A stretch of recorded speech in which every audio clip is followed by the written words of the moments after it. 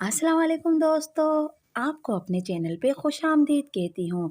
फरजाना खरल की मुकम्मल नावल कोई इश्क वक्त गुरूब सा के 8वें हिस्से के साथ हाजिर हूँ। तो चलिए बिना वक्त ज़ाया किए बढ़ते हैं नावल की जानिब। दीबा, जाओ इसे जायदाद के कागजात दिखाओ। जेबा ने छोटी को हुक्म दिया, मगर वो अपने हवासों में कहाँ थी। बस आंखें फाड़ फाड़ कर उनके चेहरे देख रही थी।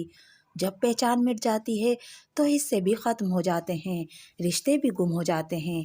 जैसा फहीम के साथ हुआ था, उसे बेशनाख्त और पहचान से आरी करने वाले उसके सगे चचा ताया थे। फिर मैं कौन हूँ उनकी नज़रों में? सोतेली बेवा भावज मरने से कबल, जिसका शोहर भी पहचान के रिश्ते खत्म कर चुका था। मौत और जिंदगी के दरमियान भी बहुत कुछ होता है। अब उसके कदमों के नीचे से जमीन खिसक रही थी, तो उसे माँ की बात मनोवन के साथ याद आई। जब जमीन खिसक रही हो तो पाँव जमाने के लिए आसमान को नहीं पकड़ा जा सकता, वो पहुँच से दूर होता है। जो तुमने मेरे साथ जिंदगी में किया, तुम्हारी मौत के बाद जिंदगी मेरे साथ उससे भी बुरा करने वाली है। वो मरे हुए शख्स से शिकवा कर रही थी।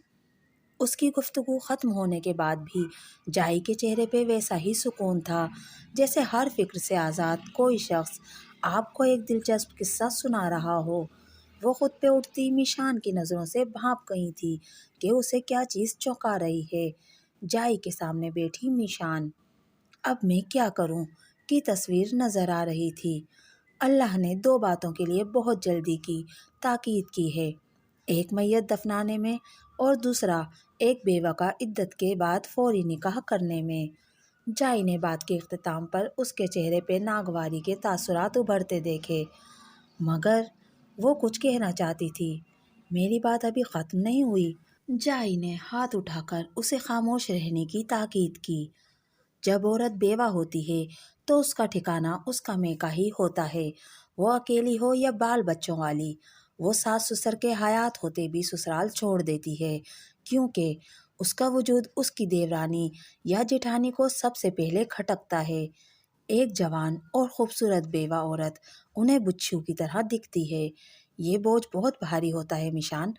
खाते पीते घरानों में लौट कर आने वाली बेटी भी बस अच्छा खाना ही खा सकती है, और जहाँ गुर्बत होती है वहाँ 3 वक्त के खाने का फसाद भी खड़ा होता है। उसका शौहर मर जाता है, उसका दुख ताज़ा होता है। एकदम अपनी और बाल बच्चों की जिम्मेदारी उसके नातवा कंधों पे आ जाती है, तो सोचो वो क्या करती होगी। तुम तो अकेली हो। वो जाई की गुफ्तगू से उम्मीद की कोई किरण भी ढूंढ नहीं पा रही थी। बजाय में के आकर बैठने के ससुराल को उसके साथ ताउन करना चाहिए, क्योंकि उनके मकान और जायदाद में उस औरत का हिस्सा भी होता है। उसकी बच्चियां ताया या चचा के लिए महरम होती हैं, उस घर में उनकी इज्जतें महफूज होती हैं, और घर की खवातीन उस बेवा देवरानी या जेठानी को खौफ की अलामत ना समझें तो बहुत से मसाइल पैदा ही नहीं होंगे। जब वो वहाँ से निकल जाती है तो उसके और बच्चों के हुकूक घटते घटते ख़त्म हो जाते हैं। जाई खामोश हो चुकी थीं, और जो घर से ज़बरदस्ती निकाल दी जाती हैं वो क्या करें। उसका जहर खंदलेजा तलखी की हद को छू रहा था। इतनी बेसब्री ना बनो, खुद को कुछ वक्त दो, फिर खुद तुम्हारे जहन की गिरहें खुलेंगी कि तुम्हें क्या करना चाहिए। एक बार फिर वही सुकून उनके चेहरे पे था। मिशान उनके चेहरे से नज़र नहीं हटा पाई। जब किसी का शौहर मरता है तो अल्लाह के ख़ास फरिश्ते उसे अपनी पनाह में लेते हैं, उसे साहिबान फराहम करते हैं, उसके लिए दुआ करते हैं।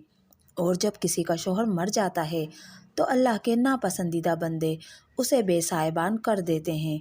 फिर वो ज़माने की ठोकरों पे आ जाती है। अगर अकेली औरत हो तो उसे अल्लाह का हुक्म मानते हुए जल्द निकाह कर लेना चाहिए। जाई की बात ने उसका दिमाग भग से उड़ाया था।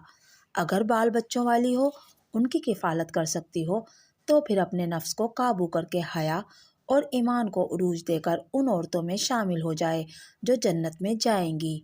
जब बच्चों वाली औरत दूसरी शादी करती है तो वो 2 कश्तियों की सवार होकर डूब जाती है, और उसके बच्चों का हाल फहीम आकिल जैसा होता है, और उसके सौतेले बहन भाई जेबा और दीबा की तरह होते हैं। जाई ने तस्बीह उठाई थी, गोया उनकी बात खत्म हो चुकी थी। میشان کے چہرے پہ ٹپکتی مایوسی کو انہوں نے مسکرا کر دیکھا تھا، کیونکہ انہوں نے آج حاشر کو فون کر کے آنے کے لیے کہا تھا، اور وہ جانتی تھی کہ کل شام تک وہ اس کے سامنے ہوگا، اور اس کے بعد جو ہوگا وہ اللہ جانتا تھا۔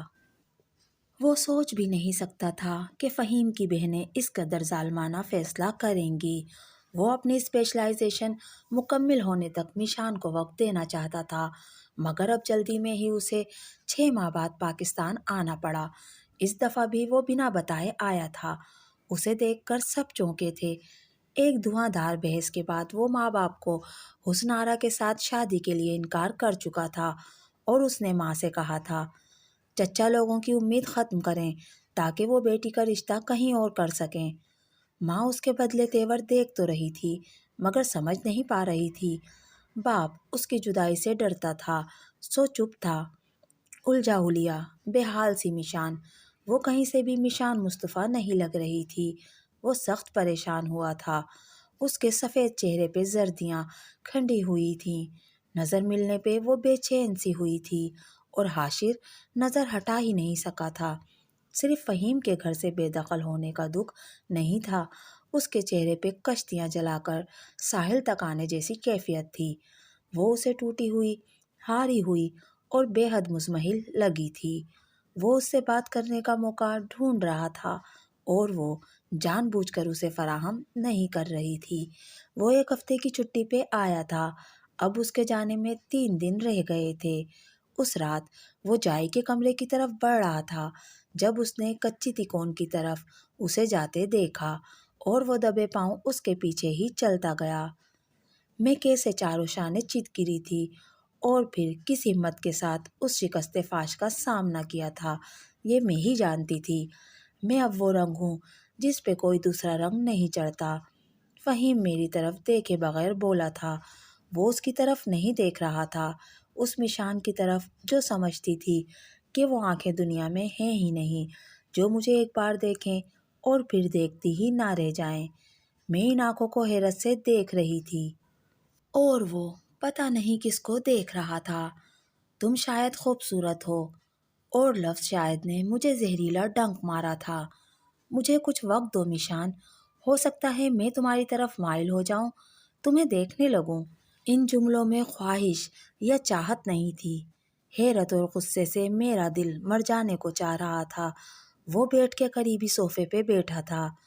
اگر ہمت ہے تو یہاں میرے پاس بیٹھے، مگر یہ تو میرے حسن کی آنچ سے موم بن جانے کی وجہ سے ڈرتا ہے، میں نے مغرور ہو کر سوچا، اور میری سوچ کو اس لمحے کرنٹ لگا جب وہ بیٹھ کے دوسری جانب کروٹ بدل کر لیٹ گیا۔ وہ انسان نہیں، فرشتہ تھا، اور صبح تک مجھے یقین ہو گیا کہ میری شادی ایک فرشتے سے ہوئی ہے۔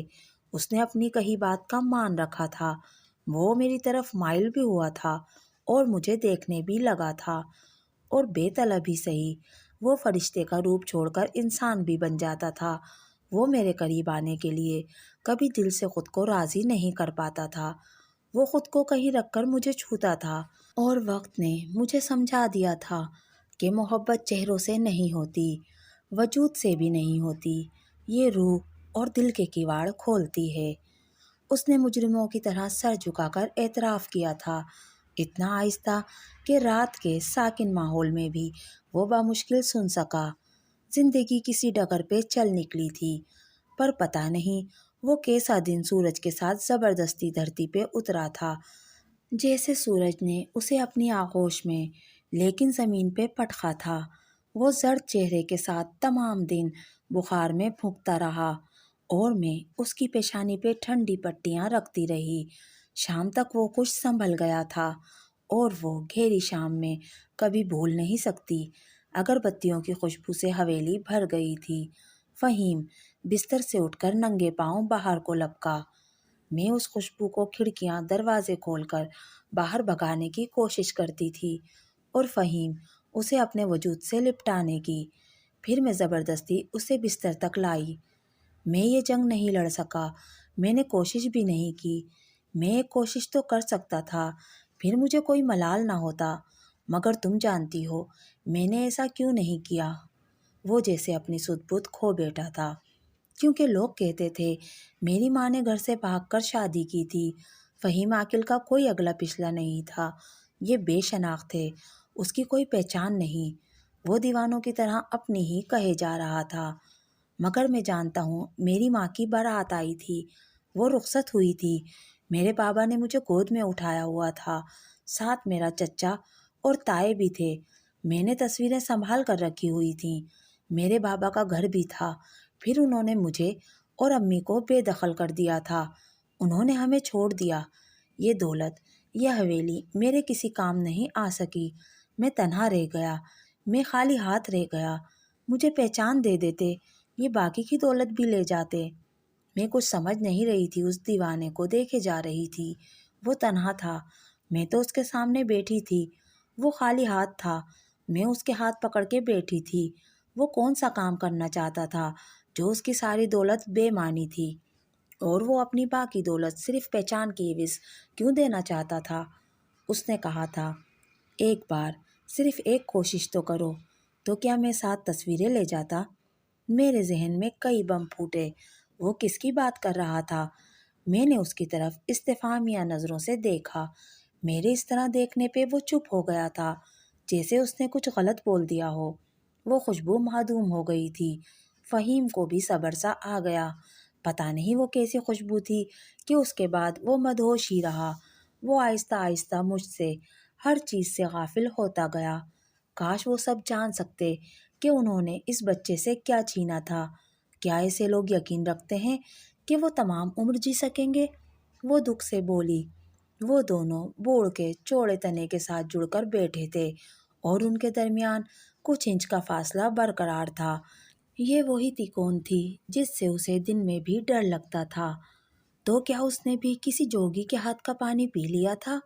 جائی ٹھیک کہتی ہیں، بچوں والی عورت کو دوسری شادی ہرگز نہیں کرنی چاہیے، اس کے لب سرسرائے تھے، اور جس کے اولاد نہ ہو اس کو؟